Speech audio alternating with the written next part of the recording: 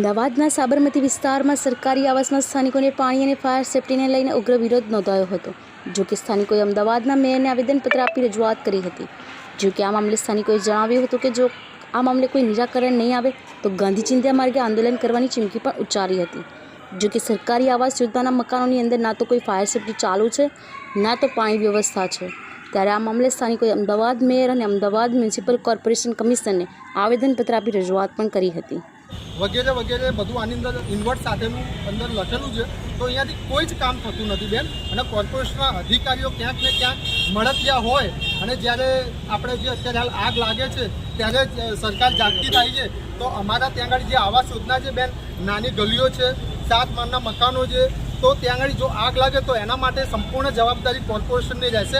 આજે અમે જાહેર કરીએ છીએ, કારણ કે 10 મહિનાથી અમે કન્ટિન્યુ જે પત્રકો આપે છે એમાંથી કોઈ પણ કોર્પોરેશનવાળાએ અધિકારી અથવા ત્યાંના NGOવાળાએ પણ કશું, NGOવાળા 1 વર્ષથી અમારા ત્યાં આવેલા છે, આવીને ફોર્માલિટી કરે છે અને પછી નીકળી જાય છે। અત્યારે છેલ્લા 15 દિવસથી અમારી લિફ્ટ ખરાબ થઈ ગઈ છે।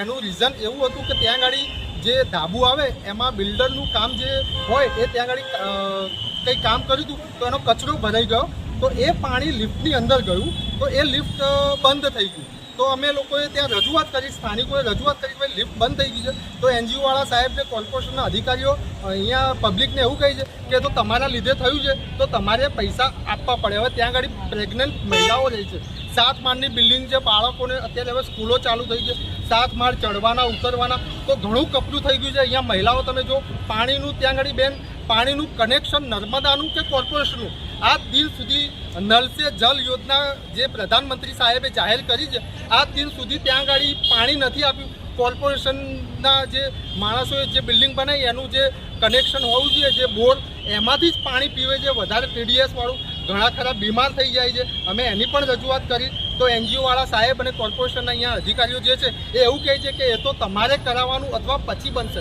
બેન 1 વર્ષ થઈ ગયું, તો શું અમારે ત્યાં સુધી રાહ જોવાની? જો આટલી સારી સ્કીમ બનાવી છે, સરકારે આટલા રૂપિયા ખર્ચ્યા છે, તો ત્યાં આગળ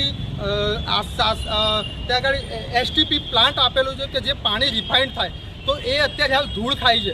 અમે એનું પણ અંદર લખેલું છે, તો એ પણ NGOવાળા સાહેબ અને જે કોર્પોરેશનના અધિકારીઓ આવે છે તો પણ બસ છાસવારે ખાલી નામ પૂરતા આવે છે, અને ક્યાંક ને ક્યાંક બિલ્ડરો, કોર્પોરેશનના અધિકારીઓ અને મળતિયાઓ થઈને અને આ જે ન્યુસન્સ ફેલાવી નુકસાન કરે છે, એ ખૂબ જ ગંભીર પ્રશ્ન છે। અમે એના માટે મ્યુનિસિપલ કમિશનર સાહેબને આવેદનપત્ર આપવા આવેલા છે કે ભાઈ તમારી જે અહીંયા ગાડી આ લોકો કરે છે એને વહેલામાં વહેલી તકે આ થાય। અને અમે અહીંયા કોઈ વિરોધ પ્રદર્શન નથી કરતા, બહુ ઘોઘાટ નથી કરતા, શાંતિથી અમે અમારું મેયર સાહેબને આવેદનપત્ર આપવા આવ્યા છે અને કમિશનરને આવેદનપત્ર આપવા આવ્યા છે। અમને પૂરેપૂરી આશા છે કે એ લોકો છેલ્લા 10 દિવસની અંદર આ કામ અમારું પૂર્ણ થાય અને લિફ્ટ વહેલામાં વહેલી ચાલુ થાય અને પાણી અને જે તે જીવન જરૂરિયાત વસ્તુ જે આપવાની છે એ વહેલામાં વહેલી ચાલુ થાય એવી આશાઓ રાખીએ છીએ બેન।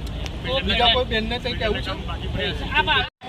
આવાસ યોજના છે જે મોટેરામાં આવેલી છે, ત્યાં રહીએ છીએ અને ત્યાં અમે બહુ જ હેરાન થઈએ છીએ, કારણ કે ઘણા બહેનો એવા છે કે જે પ્રેગ્નન્ટ છે, નાના નાના બાળકો છે, અને મને તો ને હમણાં જ 4 મહિના પહેલાં ઓપરેશન કરાવ્યું છે પગનું, તો ઉપર ચડી ઉતરી શકતી નથી। બીજા બહેનોનો પણ એવી તકલીફ છે જે એનું ઓપરેશન કરાવેલા છે। તો એક તો લિફ્ટ કેટલાય 15 દિવસથી બંધ છે, પણ વારંવાર કહેવા છતાં બિલ્ડર યા NGOવાળા કોઈ પણ જાતનું ધ્યાન આપતા નથી અને ચાલુ કરવાનું કહેતા નથી। અમને એમ કહે છે કે તમે પૈસા આપો તો અમે ચાલુ કરીએ। એવા પૈસા જ્યાં સુધી રજિસ્ટ્રેશન થાય નહીં, સરકારનો નિયમ છે કે જ્યાં સુધી આ રજિસ્ટ્રેશન થાય નહીં ત્યાં સુધી બિલ્ડરના હાથમાં કામગીરી હોય, તો બિલ્ડર પણ હજી કામ કરતા નથી। તો અમારે કઈ રીતે હવે બધું આગળ પ્રોસેસ કરવાનું? અને બીજું એ કે સિક્યુરિટી ઓફિસ માટે જે કેબિન આપવું જોઈએ એ પણ આપ્યું નથી। તો સિક્યુરિટી માટે કંઈક સુવિધા હોવી જોઈએ, સોસાયટીમાં જે સિક્યુરિટી મૂકી એના માટે કંઈક તો સુવિધા હોવી જોઈએ ને।